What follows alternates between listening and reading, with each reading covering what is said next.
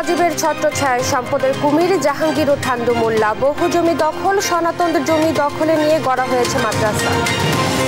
এক দফা দাবিতে রাজপথে সরব হচ্ছে বিএনপি। নতুন কৌশল গতি আনবে আন্দোলনে, বলছে সমমনা দলগুলো। দায়িত্ব গ্রহণে ৪ বছরে তাপসের হাত ধরে ঢাকা দক্ষিণ সিটিতে সংস্কারের নবসূচনা, জানালেন পরিচ্ছন্নতা ও জলাবদ্ধতা নিরসনের কাজ চলছে। ঢাকায় অটোরিকশা নিয়ে চালক ও জনসাধারণের মিশ্র প্রতিক্রিয়া। ভেঙে পড়া ট্রাফিক ব্যবস্থাকে ঢেলে সাজাতে চায় সরকার। এবং পতেঙ্গায় ৪ ঘন্টা পর উদ্ধার, লরির ধাক্কায় নিহত শিশু সাকিবের মরদেহ, আহত 2 জন হাসপাতালে।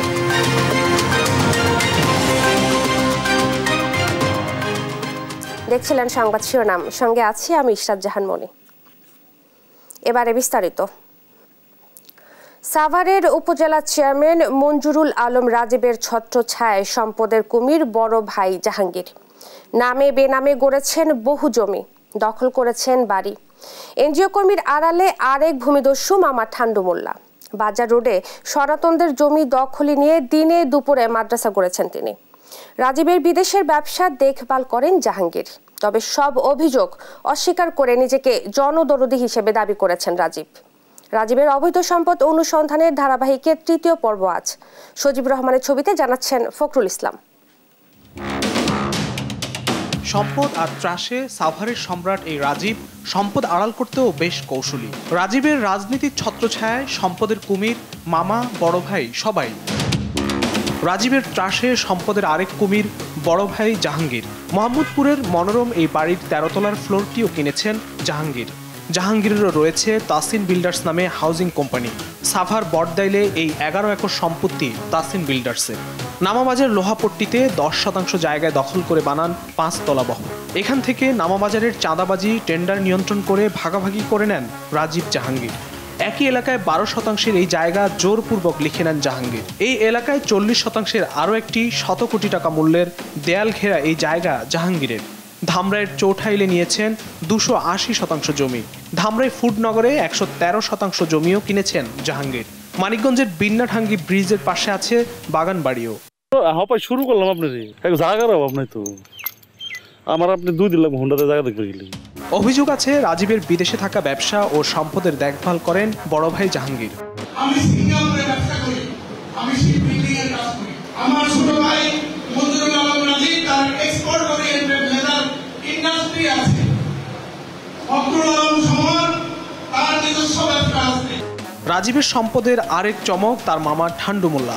450 টাকা বেতনে বাগান মালির কাজ করা ঠান্ডু মোল্লা এখন বড় এনজিও কর্মীর লেবাসে। সাস নামে করেন এনজিও। তার বিরুদ্ধে সবচেয়ে বড় অভিযোগ, সৌদি প্রবাসী ডাক্তার সালাম সাভার ইসলামবাগের ভাটপাড়ায় 1 একর 70% জমি কিনলে দেখভালের দায়িত্ব নিয়ে পরে জোরপূর্বকই লিখে নেন। জমির শোকে ডাক্তার সালাম কয়েকদিন পরেই হার্ট অ্যাটাকে মারা যান। সাভার বাড্ডা এলাকায় 286% এই জমিও ঠান্ডু মোল্লার। এখানে 16% জমিতে গড়েন 8 তলা বাড়ি। নামাবাজারে 18%-এর উপরও এই 8 তলা বাড়ি। সাভার ডগর মৌজায় 18%-এর উপর এই 7 তলা বাড়িও ঠান্ডু মোল্লার। সাভার বাজার রোডে এই 6 তলা বাড়িতে নিজেই থাকেন। সনাতন ধর্মাবলম্বীদের এই বাড়ি দখল করে দিনে দুপুরেই মাদ্রাসা গড়ে তুলেছেন ঠান্ডু মোল্লা। এত সব গড়েছেন রাজীবের ছত্রছায়ায়। গত 15 বছরে জাদুর চেরাগের ছোঁয়ায় রাজীবের পুরো পরিবারের সম্পত্তি বেড়েছে সব মিলিয়ে কয়েক হাজার কোটি টাকা। যেন সাভারকে গিলে খেয়েছে রাজীব পরিবার। এক রিটে রাজীব ও তার ছোট ভাই তেঁতুলছড়া ইউনিয়ন চেয়ারম্যান ফখরুল আলম সমরের 2000 কোটি টাকার সম্পদ অনুসন্ধানে সম্প্রতি দুদককে নির্দেশনাও দিয়েছে উচ্চ আদালত। এত সব অভিযোগের বিষয় জানতে রাজীবের কাছে গেলে তিনি মানুষের প্রতি করুণার কথা জানান। মানুষ কাজ করতে গেলে তো আলোচনা সমালোচনা দুইটাই থাকবে, তাদের উদ্দেশ্যে আমার করুণা করা ছাড়া আর কিছু নেই। ট্রান্সপারেন্সি ইন্টারন্যাশনাল বাংলাদেশ টিআইবি বলছে, এমন মাফিয়া তন্ত্রের বিরুদ্ধে রাজনৈতিক ব্যবস্থার পাশাপাশি নিতে হবে প্রশাসনিক ব্যবস্থাও। সাধারণ মানুষ মুখ খুলবে কোন যুক্তিতে বা কোন সাহসে? এগুলোর যারা পর্যবেক্ষক, এগুলো যারা নিয়ন্ত্রক সংস্থা, প্রশাসন, আইন প্রশাসন, তারাই তো এদের এই ধরনের ব্যক্তির হাতে করায়ত্ত। মঞ্জুরুল আলম রাজীব ও তার পরিবারের দখল নির্যাতন থেকে বাঁচাতে এখনই উদ্যোগ নেয়ার দাবি সাধারণ মানুষের। ফখরুল ইসলাম, দেশ টিভি, ঢাকা। যুদ্ধ সংঘাতের কারণে বিশ্বব্যাপী অর্থনৈতিক সংকট চলছে। দেশও এসব প্রভাব মুক্ত নয় জানিয়ে প্রধানমন্ত্রী শেখ হাসিনা বলেন, নিষেধাজ্ঞা ও পাল্টা নিষেধাজ্ঞা না থাকলে দেশ আরও এগিয়ে যেত। বাংলাদেশ অর্থনৈতিক সমিতির দ্বিবার্ষিক সম্মেলনের উদ্বোধনী অনুষ্ঠানে এসব কথা বলেন প্রধানমন্ত্রী। জানান, আগামী অর্থ বছরের বাজেট ঘোষণা হবে 6 জুন। কিছুটা কমতে পারে জিডিপি আকার। শামীমা আক্তারের রিপোর্টে বিস্তারিত। রাজধানীর ইঞ্জিনিয়ার্স ইনস্টিটিউশন মিলনায়তনে বাংলাদেশ অর্থনীতি সমিতির 22তম দ্বিবার্ষিকী সম্মেলন। উদ্বোধনী অনুষ্ঠানে প্রধান অতিথি হিসেবে যোগ দেন প্রধানমন্ত্রী শেখ হাসিনা। 2 দিনব্যাপী এই সম্মেলনের মূল প্রতিপাদ্য পরিবর্তিত বিশ্ব, অর্থনীতি ও বাংলাদেশ। প্রধানমন্ত্রী বলেন, যুদ্ধবিধ্বস্ত বাংলাদেশে শূন্য হাতে যাত্রা শুরু করে মাত্র 3 বছর 7 মাসে স্বল্পোন্নত দেশে রূপান্তরিত করেন বঙ্গবন্ধু। তার পদাঙ্ক অনুসরণ করেই রাষ্ট্র পরিচালনা করছেন। 2009 সালে জিডিপির পরিমাণ ছিল মাত্র $102 বিলিয়ন। 2023 সালে সেই পরিমাণ বৃদ্ধি পেয়ে $450 বিলিয়ন ছাড়িয়েছে। শেখ হাসিনা জানান, যুদ্ধ সংঘাতের কারণে বিশ্বব্যাপী অর্থনীতির সংকট চলছে। বাংলাদেশও সেই প্রভাব মুক্ত নয়। কোভিড-19 দেখা দিল, তার একটা অতিমারি, অর্থনীতির উপর প্রচণ্ড চাপ, বিভিন্ন দেশে অর্থনৈতিক মন্দা দেখা দিল। কিন্তু বাংলাদেশে কিন্তু আমরা আমাদের অর্থনীতির গতিটা অব্যাহত রাখতে পেরেছিলাম। তখন আমাদের 5 ভাগ পর্যন্ত প্রবৃদ্ধি তুলতে পেরেছিলাম। এরপরে রাশিয়া ইউক্রেন যুদ্ধ, স্যাংশন কাউন্টার স্যাংশন, তার ধাক্কাটা এখন এসে লাগছে আমাদের। এতদিন আমরা যেটা ধরে রেখেছিলাম, এখন সেখানে একটা আঘাত এসেছে। এই স্যাংশন কাউন্টার স্যাংশন এগুলি যদি না হতো, আর যদি এই যুদ্ধ না হতো, তাহলে হয়তো আমরা আমাদের স্মুথ গতিতে যেতে পারতাম।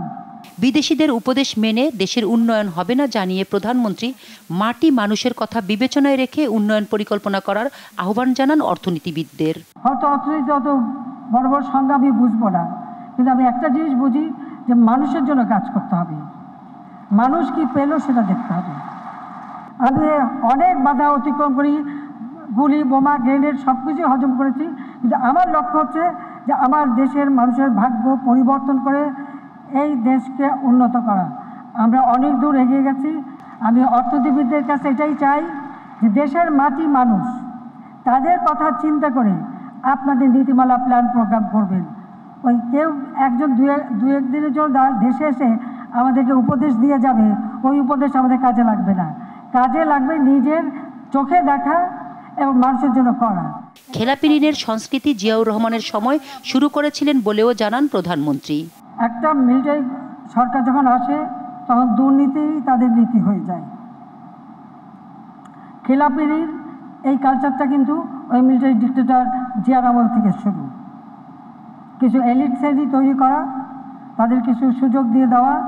2026 সালে এলডিসি উত্তরণে চ্যালেঞ্জ মোকাবেলা ও সুযোগ কাজে লাগানোর আহ্বান জানান প্রধানমন্ত্রী শেখ হাসিনা। এই সোনার মাটি আর মানুষ দিয়েই আমি আমার দেশ গড়ে তুলব। শামীমা আক্তার, দেশ টিভি, ঢাকা।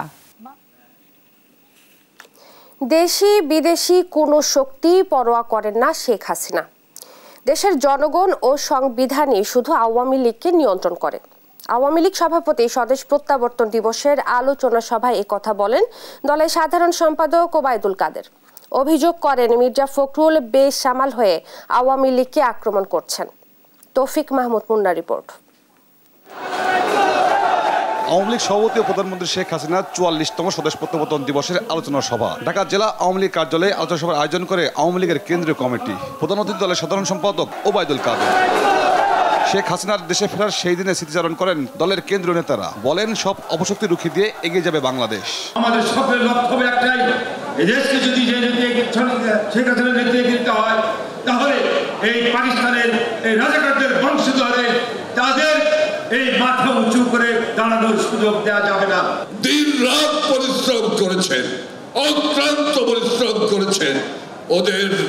ওদের যে হুমকি ধুমকি, তার মোকাবেলা করার জন্য আপনারা প্রতিটি শান্তি সমাবেশকে সফল করেছেন। এর সকল ভাগীদার হলেন আপনারা। ওবায়দুল কাদের সাফ জানান, কোন বিদেশি শক্তি শেখ হাসিনাকে নিয়ন্ত্রণ করতে পারে না। একমাত্র দেশের জনগণই আওয়ামী লীগকে নিয়ন্ত্রণ করে। শেখ হাসিনাকে কেউ নিয়ন্ত্রণ করতে পারে না। আমাদের নিয়ন্ত্রণ করে বাংলাদেশ রাষ্ট্রের জন্মের চেতনা। আমাদেরকে নিয়ন্ত্রণ করে মুক্তিযুদ্ধের মূল্যবোধ, আমাদেরকে নিয়ন্ত্রণ করে মুক্তিযুদ্ধের রণধ্বনি, জয় বাংলার চেতনা। 28 অক্টোবর পালিয়ে গিয়ে মির্জা ফখরুল বেসামাল হয়ে পড়েছে বলে মন্তব্য করেন ওবায়দুল কাদের। মির্জা ফখরুল ইসলাম আলমগীর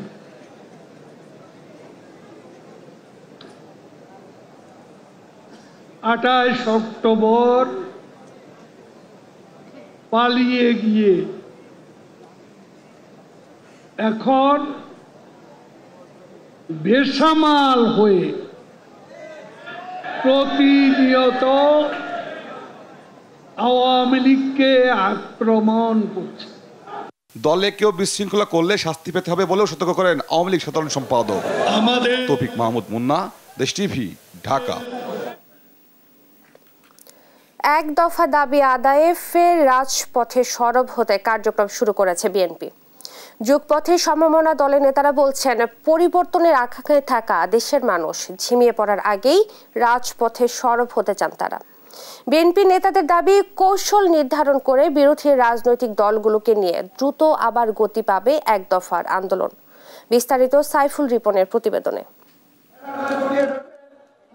7 জানুয়ারির নির্বাচনের পর কয়েক মাস স্থবির অবস্থা কাটিয়ে আবারও দলীয় নানা কর্মসূচির মধ্য দিয়ে সরব হচ্ছে বিএনপি।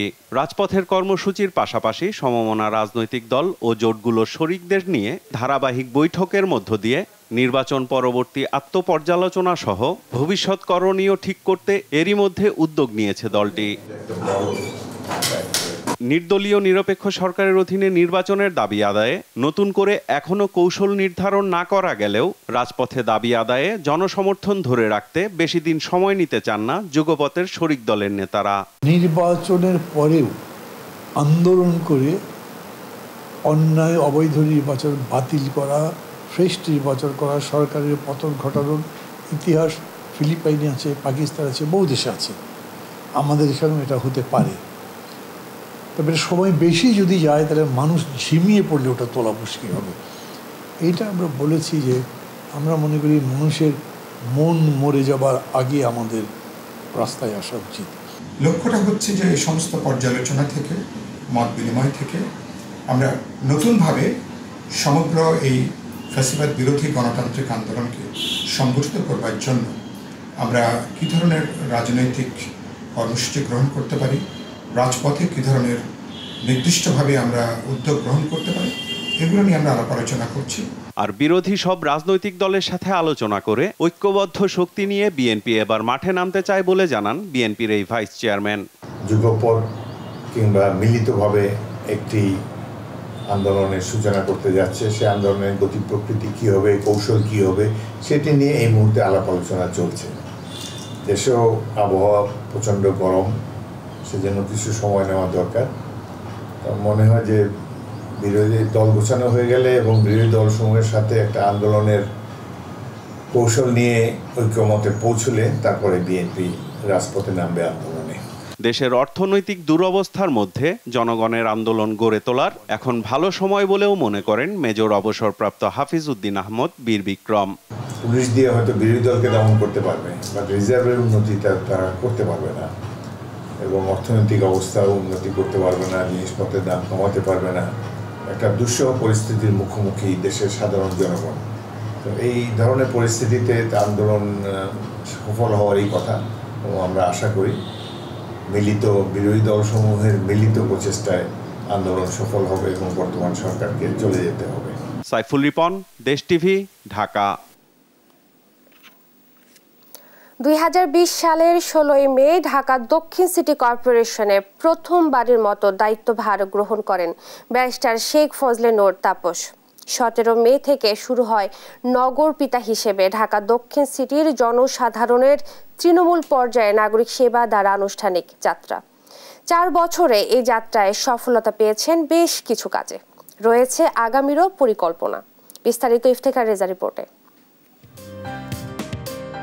দায়িত্বভার গ্রহণ করে বিভিন্ন উন্নয়নমূলক কাজে নেমে পড়েছিলেন ঢাকা দক্ষিণ সিটির মেয়র শেখ ফজলে নূর তাপস, যার অনেক কিছু দৃশ্যমান এ 4 বছরে।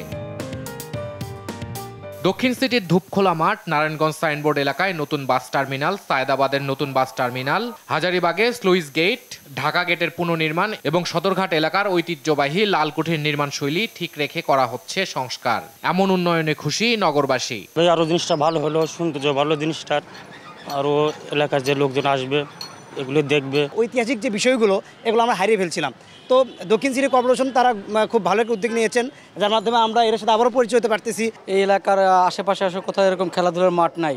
এই মাঠটা হওয়াতে সকালবেলা বাচ্চারা এসে খেলাধুলা করতে পারে এবং বড়রা খেলতে পারে। দেশ টিভিকে দেওয়া সাক্ষাৎকারে মেয়র জানান, উন্নয়নের ধারাবাহিকতা বজায় রাখতে হস্তান্তর করা হলে সংস্কার করা হবে ঐতিহাসিক ছোট কাটারা, বড় কাটারা, রূপলাল হাউস সহ আরো অনেক ঐতিহাসিক স্থাপনা। বড় কাটারা, ছোট কাটারা, এগুলো যদি আমাদের কাছে হস্তান্তর করা হয় আমরা এগুলো সংস্কার করবো। আমরা পরিকল্পনা নিয়েছি যে 7টি ঐতিহ্যের বলয় করবো, যেখান থেকে একজন পর্যটক বা সে দেশি হোক বিদেশি পর্যটক হোক, সে একটি জায়গায় নেমে সেই ওই বলয় দিয়ে সে বিভিন্ন স্থাপনাগুলো ঘুরে দেখে স্বাচ্ছন্দ্যে আবার সেখানে আসতে পারবে। দায়িত্ব নেওয়ার 4 বছরে দক্ষিণ সিটির 57 একর জায়গা দখলমুক্ত করে সিটি কর্পোরেশনের দখলে নিয়েছেন মেয়র, যার বাজার মূল্য 5000 কোটি টাকা আর রাজস্ব আয় হয়েছে দ্বিগুণ। দ্বিতীয় বছরে সেটাতে 879 কোটি টাকা এবং তৃতীয় বছরে 1031 কোটি টাকা আমরা ছুঁয়েছি। তার মাধ্যমে ঢাকা দক্ষিণ সিটি কর্পোরেশন 1000 কোটি টাকার একটি কর্পোরেশনে রূপান্তরিত হয়েছে। আমাদের এখন সক্ষমতা অনেক বৃদ্ধি পেয়েছে, আমরা স্বাবলম্বী হয়েছি। এখন আর আমাদেরকে সরকারের অপেক্ষায় থাকতে হয় না। দক্ষিণ সিটির পরিচ্ছন্নতা নিশ্চিত এবং জলাবদ্ধতা নিরসনে কাজ চলমান জানিয়ে মেয়র বলেন, এ বিষয়ে জনগণকেও হতে হবে সচেতন। বৃহৎ জলাবদ্ধতার যে জায়গাগুলো ছিল এগুলো ধীরে ধীরে কমে আসতেছে। সামগ্রিকভাবে আমরা যেখানেই যেটা পাচ্ছি আমরা চিহ্নিত করে করে সেখানে কি প্রয়োজন, উৎসটা কি এবং কোন জায়গা থেকে দ্রুত পানিটা নিষ্কাশন করা যায়, সামগ্রিক পরিকল্পনা নিয়ে আমরা কাজ করছি।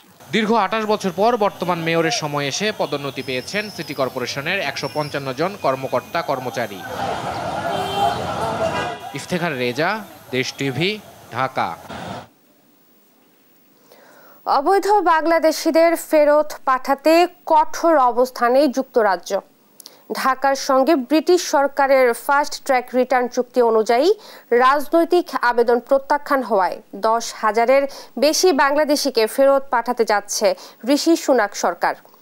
এমনই চাঞ্চল্যকর প্রতিবেদন প্রকাশ করেছে দ্য টেলিগ্রাফ। অভিবাসন বিষয়ক মন্ত্রী জানান, যুক্তরাজ্যে অবৈধভাবে প্রবেশ ঠেকাতেই এ পদক্ষেপ। লুৎফুর কবিরের রিপোর্টে বিস্তারিত। উন্নত জীবনের আশায় প্রতি বছরই বিভিন্ন দেশ থেকে যুক্তরাজ্যে পাড়ি জমান হাজার হাজার মানুষ। সেই তালিকায় প্রথমেই আসে বাংলাদেশের নাম। পড়াশোনা বা ভ্রমণের জন্য দেশটিতে প্রতি বছর ঢুকছে বহু বাংলাদেশি। তবে যারা গিয়ে সেখানে অবৈধ হয়ে পড়ছেন তাদের বিরুদ্ধে এবার কঠোর অবস্থানে ব্রিটিশ সরকার। ব্রিটিশ সংবাদ মাধ্যম দ্য টেলিগ্রাফের বৃহস্পতিবারের এক প্রতিবেদনে এসেছে, গেল বছরেই ভিসা নিয়ে দেশটিতে প্রবেশ করেছেন প্রায় 11,000 বাংলাদেশি, যাদের লক্ষ্য ছিল স্থায়ীভাবে বসবাস করা। প্রাথমিক আশ্রয়ের জন্য তাদের মধ্যে মাত্র 5% আবেদন মঞ্জুর হয়। বাকি 10,000-এর বেশি বাংলাদেশির আবেদন খারিজ করে দিয়েছে যুক্তরাজ্যের অভিবাসন কর্তৃপক্ষ। আবেদন খারিজ হওয়া এসব আশ্রয় প্রার্থীদের এখন বাংলাদেশে ফেরত পাঠাতে চায় ঋষি সুনাক সরকার। অবৈধ বাংলাদেশি অভিবাসীদের ফেরত পাঠানো সহজ করতে চলতি সপ্তাহে বাংলাদেশের সঙ্গে ফাস্ট ট্র্যাক রিটার্ন চুক্তি করে যুক্তরাজ্য। ওই চুক্তিতে স্বাক্ষর করেন ব্রিটেনের অবৈধ অভিবাসন বিষয়ক মন্ত্রী মাইকেল টমিলসন, যেখানে উভয় দেশ পারস্পরিক অংশীদারিত্বের পাশাপাশি অর্থনৈতিক, সাংস্কৃতিক ও সামাজিক বিষয়ে সহযোগিতার ব্যাপারে প্রতিশ্রুতিবদ্ধ। এ বিষয়ে ব্রিটিশ মন্ত্রী বলেন, অবৈধভাবে যুক্তরাজ্যে প্রবেশ ঠেকাতে এসব অভিবাসীদের ফেরত পাঠানোর পরিকল্পনা একটি গুরুত্বপূর্ণ অংশ।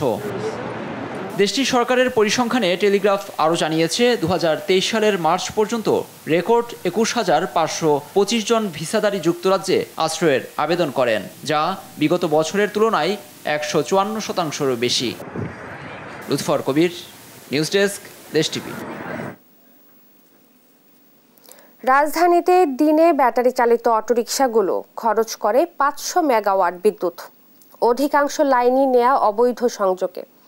হাইকোর্ট ও মন্ত্রীর নির্দেশনার পরও বহাল তবিয়তে নগরীর সড়ক দাপিয়ে বেড়াচ্ছে ব্যাটারি চালিত রিকশা। রমরমা ব্যবসার নিয়ন্ত্রণে ক্ষমতাসীন দলের নেতা, ট্রাফিক পুলিশ আর চাঁদাবাজ চক্র। পুলিশ বলছে ব্যাটারি চালিত রিকশা বন্ধে নতুন কোনো নির্দেশনা পায়নি তারা। বিস্তারিত আল নোমানের প্রতিবেদনে। ছাত্রলীগ চলে, যুবলীগ চলে, আবার তারা মার্কা নাম্বার 1, নাম্বার 7। রাজধানীর অলিগলি ও মূল সড়ক দাপিয়ে বেড়াচ্ছে ব্যাটারি চালিত অটোরিকশা ও 3 হুইলার। জরিপে দেখা যায় এসব রিকশার ব্যাটারি চার্জে দিনে 500 মেগাওয়াট বিদ্যুৎ ব্যয় হয়। অধিকাংশই নেওয়া হচ্ছে মূল লাইন থেকে অবৈধ সংযোগের মাধ্যমে। হাইকোর্টের নির্দেশনার পরও নিয়ন্ত্রণ করা যায়নি অটোরিকশা। গেল 15 মে সড়ক পরিবহন ও সেতুমন্ত্রী ওবায়দুল কাদের সড়কে শৃঙ্খলা ফেরাতে ব্যাটারি চালিত রিকশা বন্ধে প্রশাসনকে নির্দেশ দেন। চলতে যাতে না পারে সেই ব্যবস্থা করতে। এই নির্দেশনার পর রাজধানীর বিভিন্ন এলাকা ঘুরে দেখা যায় রিকশা চালকরা নতুন নির্দেশনার বিষয়ে অবগত নন, আর যারা জানেন তারা এই নির্দেশনা মানতে নারাজ। সরকার যদি আমাদের দিকে গরিব মানুষের দিকে না দেখে তো এটা উঠাই দেয় বা ভাঙ্গে চুরে এলা, তাহলে তো এটা আমাদের প্রতি নিষ্ঠুরতা কাজ করা হবে ভাই। হার্টের সমস্যা আর ডায়াবেটিস আছে, আমি কোনো ভারী কাজ করতেই পারি না। আমি এই রিক্সা চালাইয়া মোটামুটি ভাবে চলতেছি, খাইতেছি। পকেট মারি কমে গেছে, সন্ত্রাস কমে গেছে, ঠিক আছে, ঠেকবাজ কমে গেছে। এখন এটি জলদি বন্ধ করে দেন, এই মানুষ যাইব কি করব? চোর বাটপাড়ের লেগে চলতে পারতো না, এখন এগুলা সব ভালো হইয়া এখন এই অটোমোটো চালায়াও অনেকে খাইতেছে। অভিযোগ রয়েছে স্থানীয় সরকার দলীয় নেতা এবং কিছু অসাধু পুলিশ সদস্য ও চাঁদাবাজ চক্রের যোগ সাজসে চলছে এ অবৈধ বাহন। একটা কার্ডের এরিয়া দিছে, ওই এরিয়ার মধ্যে যদি কোনো পুলিশের সার্জনে ধরে ওই হেরা সারাই দেয়। পুলিশ খায়, এলাকার নেতা বেতারা খায়, বড় ভাই ছোট ভাই, মানে অভাব নেই। গ্যারেজের মালিকের ভাইয়ের নাম হলো নাজমুল, আর হের ভাই হলো সভাপতি ছাত্রলীগের। সড়কে চলাচলকারী অন্যান্য বাহনের চালক ও সাধারণ যাত্রীরা সরকারের অটোরিকশা বন্ধের সিদ্ধান্তকে সাধুবাদ জানান। এটা আসলে একটা যুগোপযোগী সিদ্ধান্ত নিচ্ছে। এতে পরিবেশ দূষণ পাশাপাশি শহরের যে যানজট অনেকটা নিরসন হবে। পালায় দেওয়ার যাত্রীদের অ্যাক্সিডেন্ট করার ভয় থাকে। তাদের ব্রেকিং সিস্টেম ভালো না, আমার মনে হয় এটা ঠিক হবে না। সিটি থেকে তুলে দেওয়া ভালো, তারা কোনো আইন কানুন মানে না এবং অনেক অ্যাক্সিডেন্ট হচ্ছে তাদের জন্য। তবে মন্ত্রী ঘোষণা দিলেও ব্যাটারি চালিত রিকশা বন্ধে নতুন কোনো নির্দেশনা পাননি বলে জানান আইন শৃঙ্খলা বাহিনী। নতুন কোনো নির্দেশনা আমরা পাই নাই এখনো, কিন্তু আমাদের অভিযান সবসময় বলবৎ থাকে। মেইন সড়কে যদি অটোরিকশা উঠে তাহলে আমরা এগুলো ব্যবস্থা নেই। ব্যাটারি চালিত অটোরিকশা বন্ধ করলেও জড়িত মানুষগুলোর পুনর্বাসনের ব্যবস্থা নেওয়ার পরামর্শ দিয়েছেন অনেকে। আল নোমান, দেশ টিভি, ঢাকা। সংবাদ সকালে আরো থাকছে। সিরাজগঞ্জের তারাশী উপজেলা পরিষদ নির্বাচনের প্রার্থীকে হুমকি, সোশ্যাল মিডিয়ায় ছড়িয়ে পড়ছে সাম্প্রদায়িক উস্কানিমূলক মন্তব্য।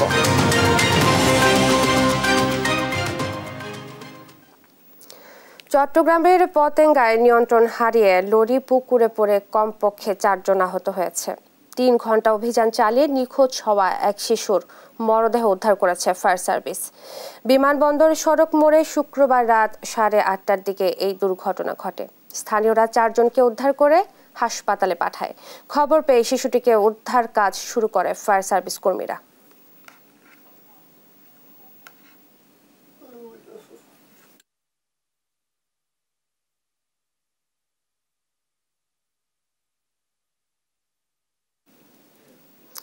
সরকারের নানা উদ্যোগ, প্রতিশ্রুতি এবং অভিযানের পরও কমছে না নিত্যপণ্যের বাজার।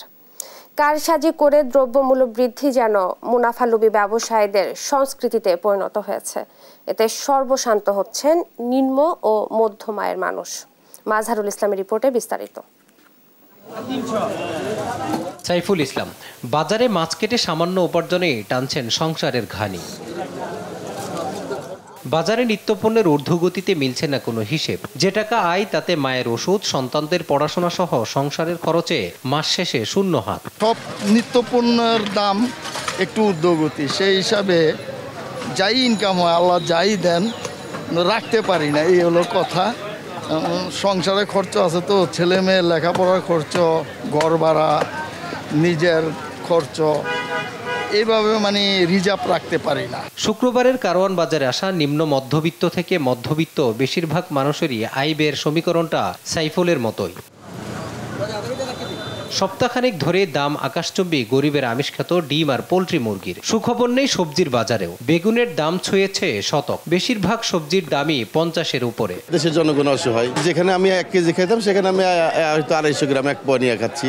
মধ্যবিত্ত জীবন বাঁচানোর জুলুম। বাজারের অবস্থা এখন খুবই আশঙ্কাজনক। এখানে দেখা যাচ্ছে সব জিনিসের দাম অনেক বেশি। প্রতিটা জিনিসের দাম অগ্নিমূল্য, ক্রয় ক্ষমতার বাইরে গেছে। এখন সাধারণ আমরা যে পাবলিক, আমরা তো হিমশিম খাচ্ছি। ডলারের দাম বৃদ্ধির অজুহাতে ঈদকে সামনে রেখে চড়া সব ধরনের মশলার দাম। ডলারের দাম বাড়ার ডিক্লারের পর থেকে মশলার দাম অনেক বাড়ছে। বিশেষ করে এলাচির দাম প্রায় কেজিতে 1400-1500 টাকা করে বাড়ছে, এবং কি জিরা, দারচিনি, লং, গোলমরিচ এগুলির দাম কেজিতে 150 টাকা করে বাড়িয়ে গেছে। বাজারের অস্থিরতার পেছনে সরকারের মন্ত্রীরা সিন্ডিকেটকে দুষলেও শক্ত ব্যবস্থা নিতে দেখা যায়নি। বাজারে তদারকি বাড়ানোর পরামর্শ ক্রেতাদের।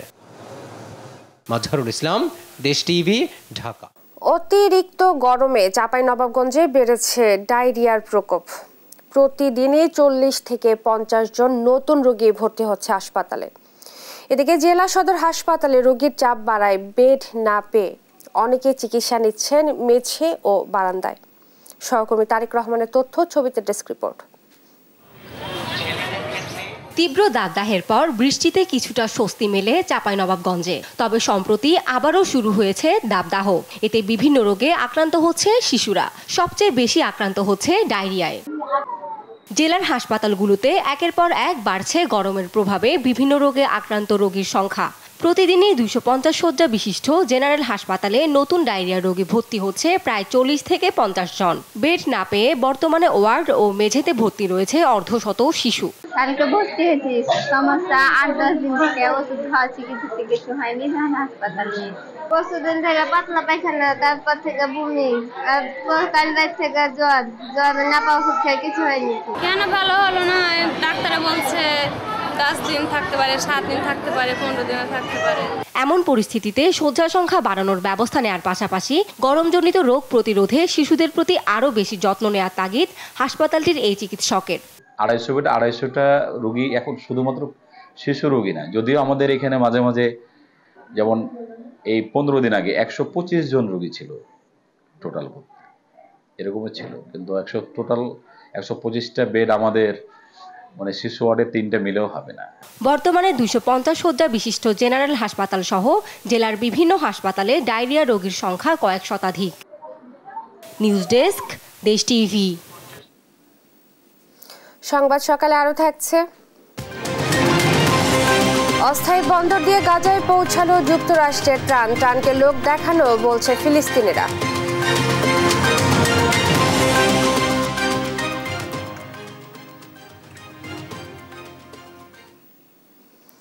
সিরাজগঞ্জের তারাশী উপজেলা পরিষদ নির্বাচনে দলীয় প্রভাব, প্রার্থীকে হুমকি, অশালীন বক্তব্য এবং সাম্প্রদায়িক উস্কানিমূলক মন্তব্যের ভিডিও সোশ্যাল মিডিয়ায় ছড়িয়ে পড়েছে। স্থানীয় নেতাকর্মীরা জানান, দলকে ব্যবহার করে সাম্প্রদায়িক উস্কানি দিয়ে প্রভাব সৃষ্টি করছেন এক চেয়ারম্যান প্রার্থী। এই অভিযোগে সেই প্রার্থীকে শোকজও করেছেন রিটার্নিং কর্মকর্তা। সিরাজগঞ্জ থেকে সহকর্মী সাইমুদ্দিনের রিপোর্ট।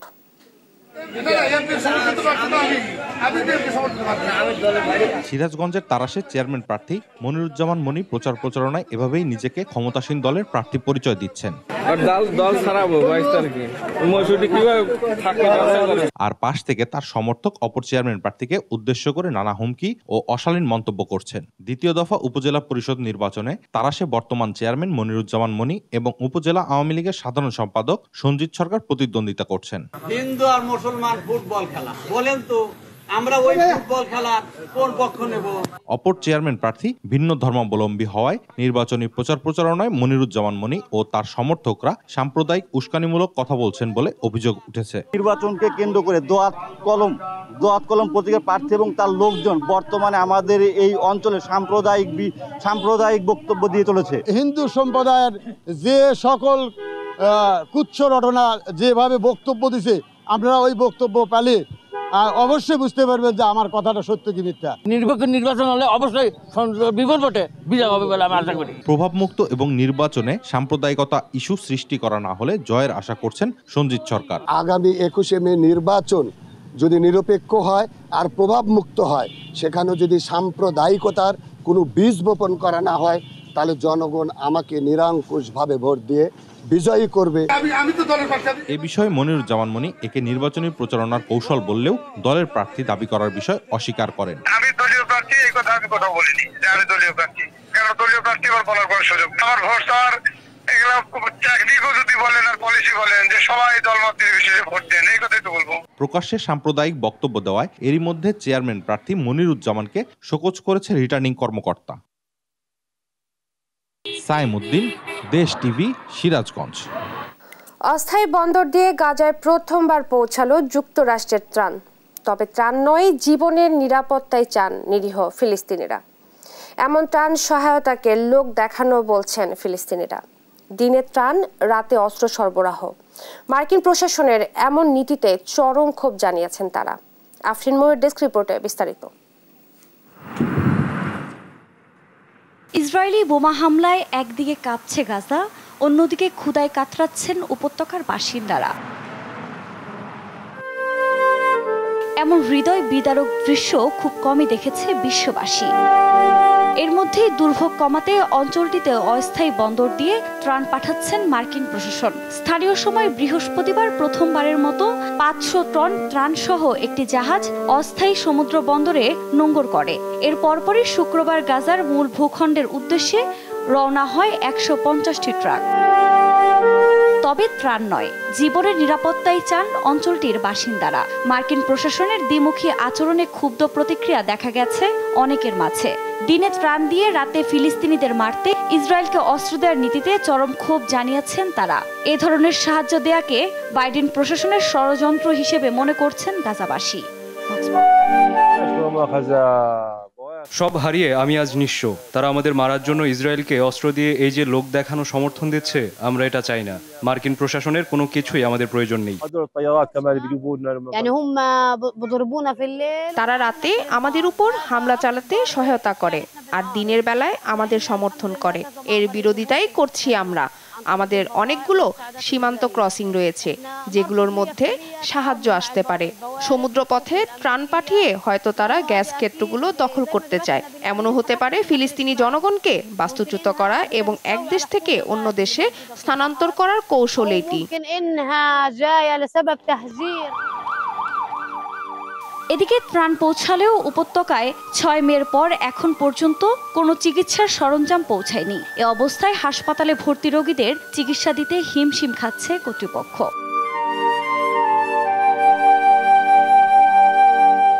আফরিন মৌ, নিউজ ডেস্ক, দেশ টিভি।